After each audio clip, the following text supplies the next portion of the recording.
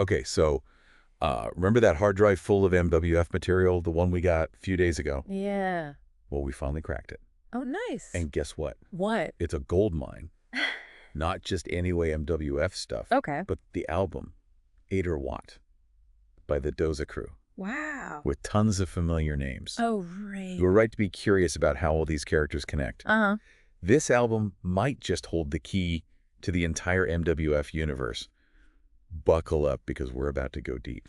So the album itself seems to be the answer to all the connection questions we've had, all those questions swirling around. Yeah. It features almost all the characters we've encountered in the MWF saga. We've got Mikkel, RKRD, Kyrem, Alice, VRS, GRD. It's like a who's who of MWF and beyond. It's like a who's who, yeah. And the fact that Data Rot was never officially released, Right? just spread online like wildfire, or like a virus, like an epidemic, Uh-huh. makes it even more intriguing. Why release it this way? What was the intent? It definitely raises some eyebrows. This method of release almost feels deliberate, like they were leaving a trail of breadcrumbs, leading us deeper into the mystery. Right? Maybe a message for a select few. Okay, let's take a look at the track list. Okay. We've got Doza Jange, Where Was, Hello, Tudo Funk, Strange Night, Dark Noise, Neon Gelb, Sanders Woe, Lahaft, Drift, Okay. Doza Odavat, Malzeit Kuile, and Ein Ewiger Puls.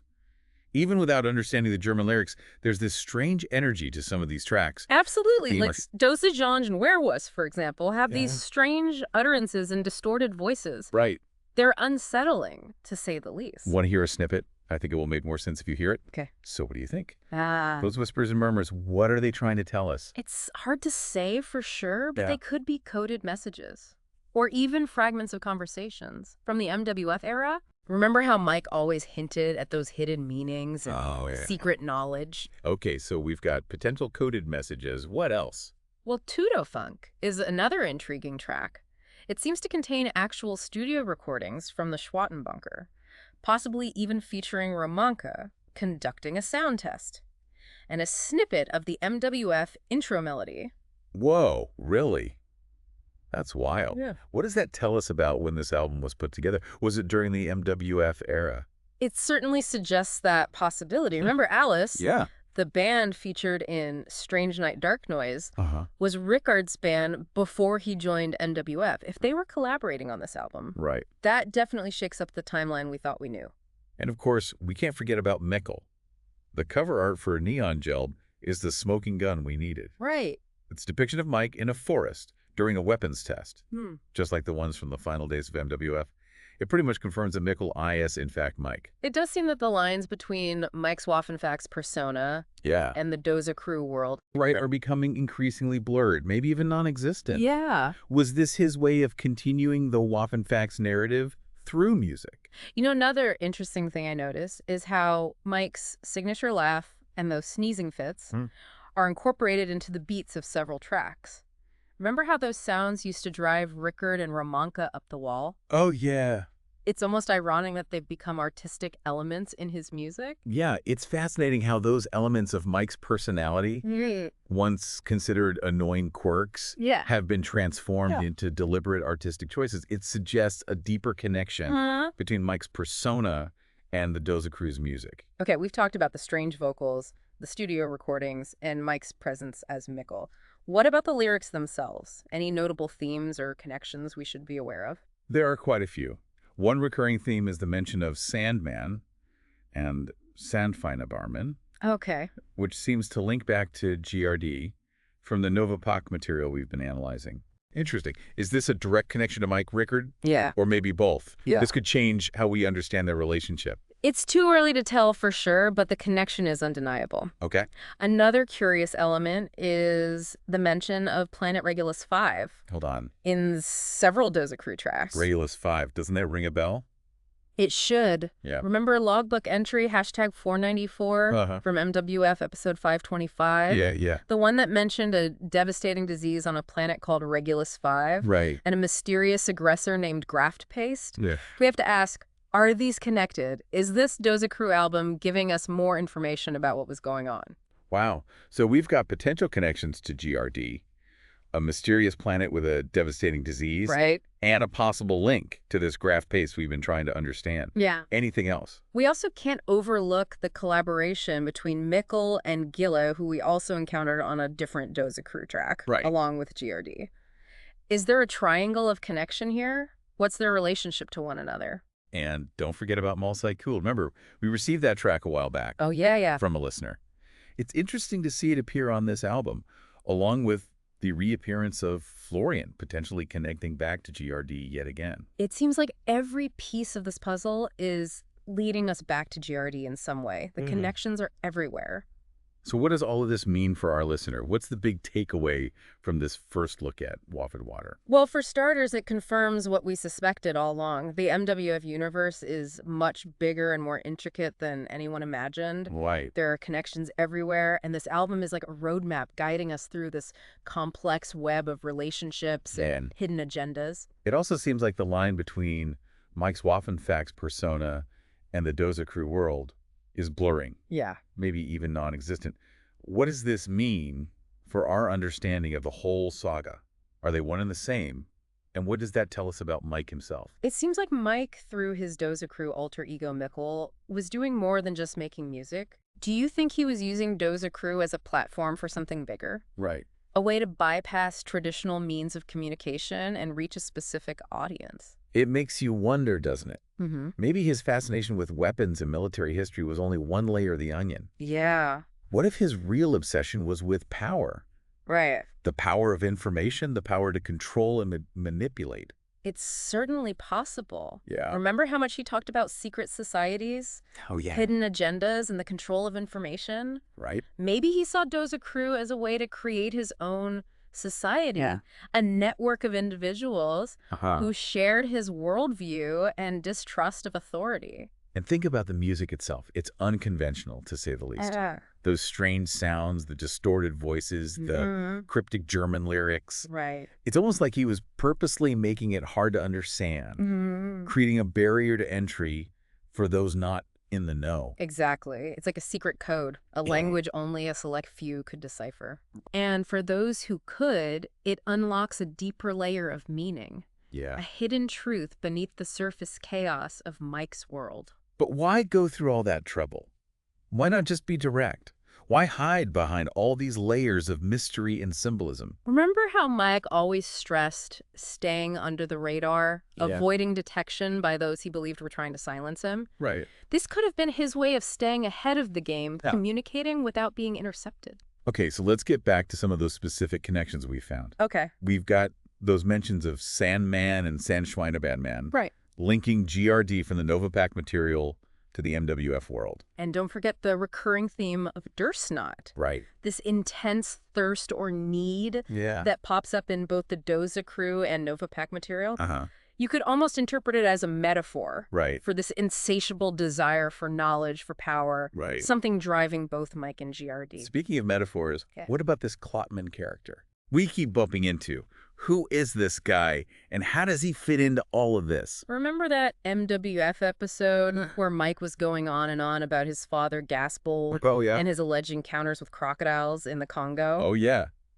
He was obsessed with proving his dad was some kind of war hero. Right, but what if those stories were more than just tall tales? Right. What if Gaspold's encounters weren't with ordinary crocodiles, but with something else? Okay, you're going to have to explain that one. Think about the Klotman imagery.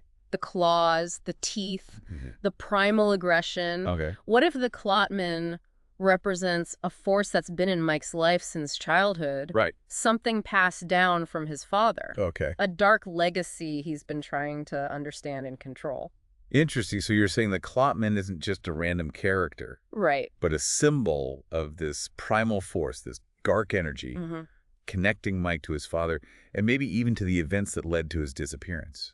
Exactly. And remember that chilling description of graft paste from the logbook. The entity that transforms beings into monstrous creatures. Right. What if the Klotman and graft paste are connected? Okay. Two sides of the same coin. Whoa. So we have the Klotman possibly symbolizing this inherited darkness, Right. and graft paste, this transforming, corrupting force. both linked to Mike's past, his father, and his disappearance. Yeah. This is getting intense. And if we look at Dozakru as Mike's way of communicating, of Yeah. sending a warning, then the presence of both Klotman and Graf Paste in the music takes on a whole new level of significance. Yeah. It's like he's trying to show us the true nature of the threat, Right. the forces he was up against. This is where I start to feel like we're in over our heads. Yeah. We're talking about interdimensional beings, secret societies, maybe even government conspiracies. Right. It's a lot to take in. Remember, we don't need all the answers right now. Yeah. The key is to keep asking questions, keep connecting the dots, Mm-hmm. and be open to the possibility that the truth is much stranger than we could ever imagine. Okay, deep breaths. Yeah. So where do we go from here? What's our next move? We need to dive deeper into this Dozakru material, Okay. analyze the lyrics, the music, the imagery, Mm-hmm. and look for clues about the nature of Klotman, Graft Pace, Right. and their connection to Mike's world. But we also need to be careful, right? Yeah. If Mike was trying to stay under the radar, maybe we're not supposed to be digging all of this up. Right. What if we attract unwanted attention? That's the dilemma. Yeah. The pursuit of knowledge always comes with risks, Right. but knowledge is power. Mhm. And maybe by understanding what happened to Mike, Right. we can prevent something similar from happening to others. Okay, that's a good point. Yeah. So we're not doing this just to satisfy our curiosity, Right. but because we believe the truth matters, that it can change things. Exactly. And who knows? Maybe by uncovering the truth about Klotman and Graf Paste, Right. we can help Mike, Yeah. even if he's not in our world anymore. Okay, now that's a thought that gives me chills. Yeah. It's also incredibly motivating. Yeah. We're not just following a trail of breadcrumbs. Uh-huh. We're trying to rescue someone trapped in a world beyond our reach. And that's a mission worth pursuing, no matter how dangerous or unsettling it becomes. So let's get back to the music. Okay. We need to analyze those lyrics, those strange sounds, those cryptic messages. Let's start with Where Was. Okay. The title itself is intriguing. Who, how, where, what. Yeah. It's like a series of questions, a search for meaning Uh-huh. in a world that's increasingly chaotic and confusing. And remember, this is the track where Kyra makes their first appearance. Right. What if their lyrics hold the key to understanding Klotman and Graf Paste? It's certainly possible. Huh. Let's pay close attention to the themes of darkness, Uh-huh. entrapment, and transformation that run through their verses. And those distorted vocals, those whispers and screams, are they just artistic choices? Or are they meant to convey unease, Right. a sense of something sinister lurking beneath the surface? That's what we need to figure out. Right. Is Kyrem a victim of these forces, a witness, Yeah. or something else entirely? This is starting to feel like a psychological thriller. Yeah. We're not just analyzing music. Right. We're trying to understand the minds of those who created it, Uh-huh. to unravel their motivations and fears. To add another layer, Okay. consider Rickard, or RKRD, as he's known in the Dozakru world. Right. Remember his fascination with conspiracy theories? Yeah. His tendency to connect seemingly unrelated events? Right. And his sudden disappearance from MWF after Mike. Uh-huh. What if he was drawn into this world, this Yeah. conflict with the Klotman and Graf Paste? It's interesting that RKRD collaborates on the track Dosajange, which Yeah. is filled with those strange utterances and cryptic phrases we discussed earlier. It's almost as if he's trying to communicate something through the music. Right. Just like Mike. But what's he trying to say? Are his messages aligned with Mike's? Yeah. Or is he warning us about something else entirely? That's the mystery we need to unravel. Right. And to do that, we need to consider Mike and Rickard's relationship, Uh-huh. their shared obsessions, and their potential conflicts. Yeah. Remember those heated arguments they used to have on MWF? Yeah, it was like they were both drawn to the same dark forces, Uh-huh. but their approaches were fundamentally different. Right. Mike was all about power and control, Yeah. while Rickard seemed more interested in uncovering hidden truths, Right. even if it meant putting himself at risk. Exactly. And those differences might be the key to understanding their respective roles Yeah. in the Dozakru world. Okay. Are they allies in this fight against Klotman and Graf Paste? Uh-huh. Or have they become rivals, each pursuing their own agenda? So we have Mike potentially using Dozakru as a weapon. Rickard, either as an ally or a rival. Mm-hmm. And Kyoraman, whose role is still unclear. Right. And looming over all of this is the Klotman, this primal force, Mm-hmm. and Graft Paste, this transforming, corrupting entity. Don't forget the other characters who appear on the album, Mhm. Vera's Alice, Gillet. Mm. They might each hold a piece of the puzzle, Yeah. a clue that could help us understand the bigger picture. This is starting to feel like a detective story, Yeah. with each piece of evidence leading us closer to the truth, Uh-huh. but also deeper into a world of danger and uncertainty. Right. Are we ready for what we might find? That's a question we might not be able to answer until it's too late. Okay, let's shift gears a bit and talk about the connection between Regulus 5 and graft paste. Okay. We know Regulus 5 is mentioned in several Doza Crew tracks, Right.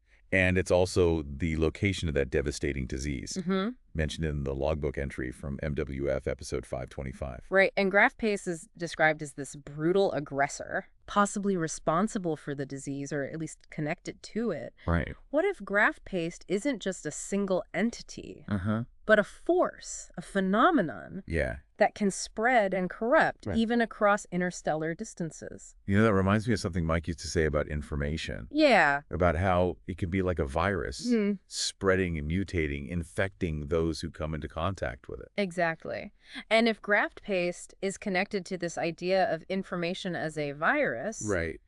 then its presence on Regulus 5 could be symbolic of a larger infection, Right. a corruption spreading through the fabric of reality itself. So now we're talking about a threat that goes beyond a physical location Uh-huh. or a single entity. Mhm. We're talking about something that can infect minds, Right. alter perceptions, and rewrite history. And if that's the case, Yeah. the stakes are even higher than we initially thought. Right. We're not dealing with a personal tragedy or a local threat. Yeah. We're dealing with something that could reshape the world as we know it.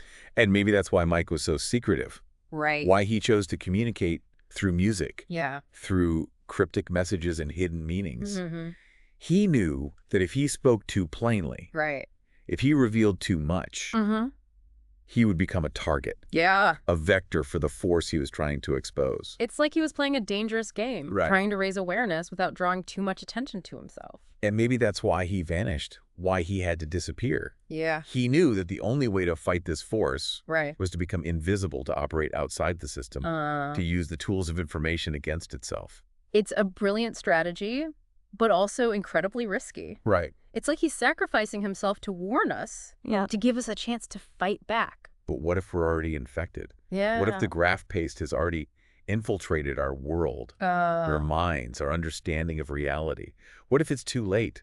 That's the question that keeps me up at night. Yeah. It's a terrifying thought, but we can't let fear paralyze us. We have to focus on what we can do. Okay. We can analyze the Doza Crew material, try to decipher Mike's messages, and connect the dots between the Klopman, graft paste, Yeah. and the events leading to his disappearance. We can also reach out to others who might have information, Yeah. who might have encountered similar phenomena. We're not alone in this. And most importantly, Yeah. we can stay vigilant, keep our minds open, Right. and never stop questioning the nature of reality itself. Because the truth is out there somewhere, Yeah. hidden within the music, within the data, within the fabric of our existence. And it's up to us to find it. Okay, we're back. Yeah. Ready to continue our deep dive into the Doza Crew's Oder album. Uh-huh. I don't know about you, but after that last segment, I'm feeling a mix of excitement Yeah. and anxiety. Right. It's like we're on the verge of uncovering something huge. But I'm not sure I'm ready for what we might find. It's a natural reaction. We're dealing with concepts and possibilities that challenge our understanding of reality. Right. But I think the most important thing is to stay curious, Yeah. keep an open mind, and not let fear paralyze us. You're right.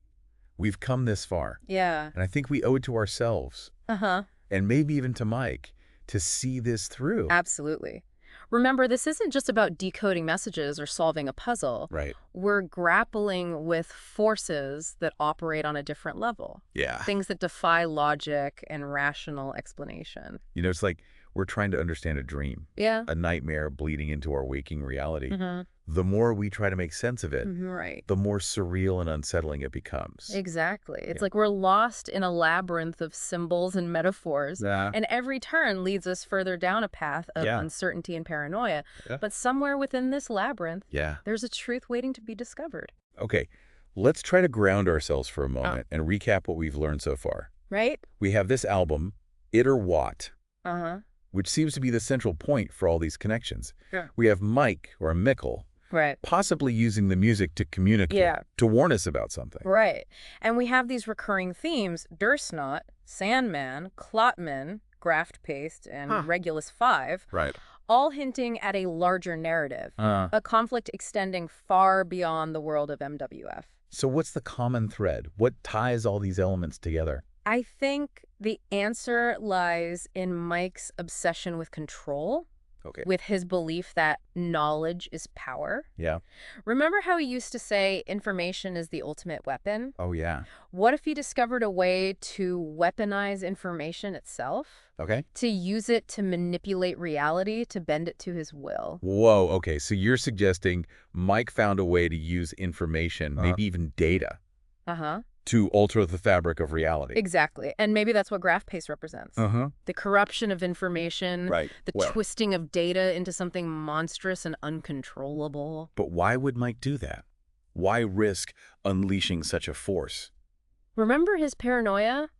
His Yep. belief that he was being targeted by secret societies? Right. That people wanted to silence him? Yeah. What if he created graft paste as a defense mechanism? Okay. A way to fight back against those he saw as enemies? Like a classic case of good intentions gone wrong. Right. He thought he was building a weapon to protect himself, Yeah. but instead he unleashed something far more dangerous. Uh-huh. Something that threatened to consume him Right. and everyone around him. And maybe that's what happened in that final episode of MWF. Right. When that metallic entity appeared in the studio. Yeah. Maybe that was graft paste taking physical form. Okay. A manifestation of the corrupted information that had infected Mike's world. That's a chilling thought.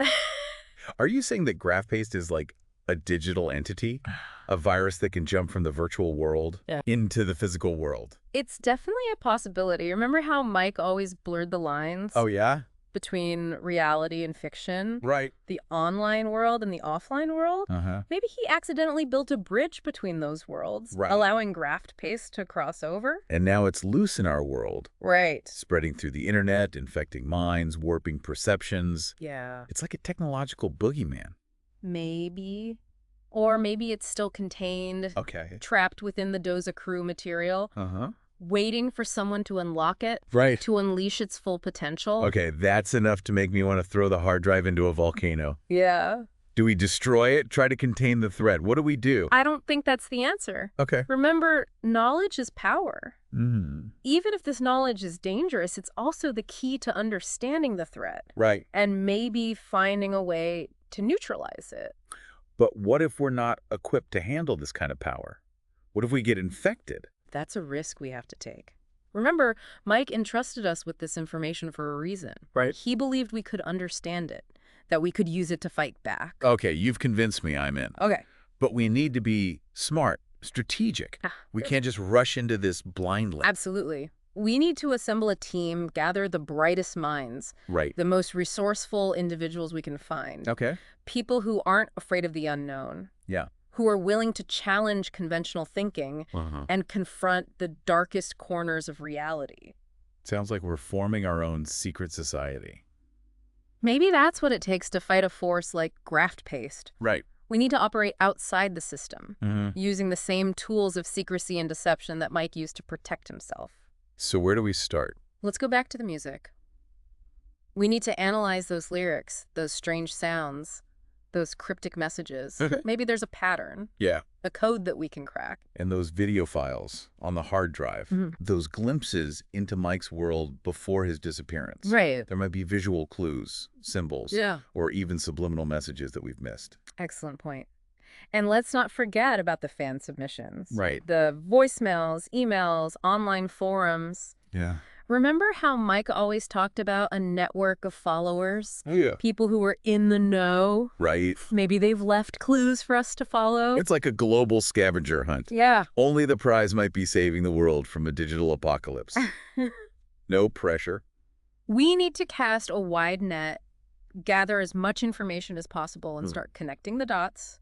And we need to be prepared for anything. Yeah. This is uncharted territory, Yeah. and we're dealing with forces we don't fully understand. Forces that could be watching us right now. Mm-hmm. Okay, that's enough internet for one day. Yeah. I'm going to go build a Faraday cage around my house and stock up on canned goods. I understand the feeling. But remember, we can't let fear paralyze us. Right. We have a responsibility to uncover the truth, expose the threat, and find a way to stop it. You're right. We owe it to Mike, Yeah. to ourselves, and to everyone out there Right. who's still blissfully unaware Right.